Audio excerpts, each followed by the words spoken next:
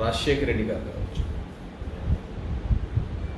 మొట్టమొదటిగా విద్య, వైద్యం ఈ రెండింటినీ కూడా ఒక ప్రాముఖ్యత అంశాలుగా, విద్యా వైద్యం ఒక ప్రాముఖ్యత అంశాలుగా ముందుకు తీసుకొని వచ్చినది ఎవరన్నా ఉన్నారంటే అది 2004లో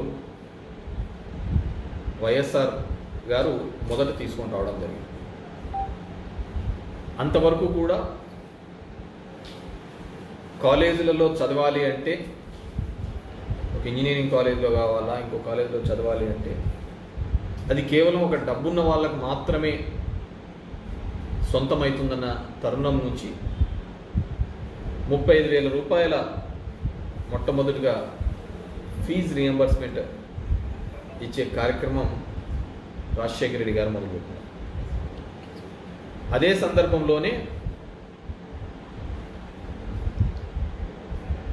రాజీవ్ ఆరోగ్యశ్రీ ద్వారా ఒక పేదవారికి ఏదైనా ఇబ్బంది జరిగితే జోబీలో ₹1 లేకపోయినా కానీ కార్పొరేట్ హాస్పిటల్స్లలో మెరుగైన వైద్యం అందించడానికి అది ఆ పథకం తీసుకొని రావడం జరిగింది. ఆరోగ్యశ్రీ అనే పథకం తీసుకొని రావడం జరిగింది. దాని ద్వారా ఎన్నో లక్షల యొక్క ప్రాణాలు కాపాడడం జరిగింది, ఎన్నో గుండెలు నిలబడడం జరిగింది. ఆ విధంగా మొదలైనటువంటి ఈ కార్యక్రమం తర్వాత ఎవడొచ్చినా, ఏ నాయకుడు వచ్చినా కానీ వాటిని ముందుకు తీసుకొని ప్రయత్నమే చేశారు, నిలపాలనే ఆలోచన చేయలేదు. కానీ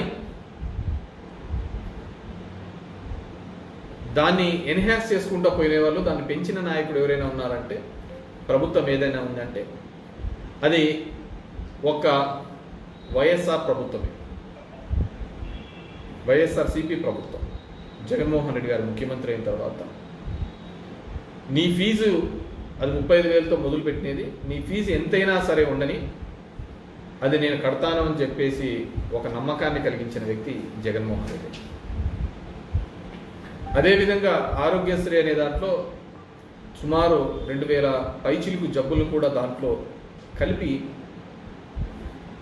వాళ్ళకు మెరుగైన వైద్యం చేయించిన వ్యక్తి జగన్మోహన్ రెడ్డి గారు. సరే, ఈరోజు 5న మేము చేసే ధర్నాకి దానివల్ల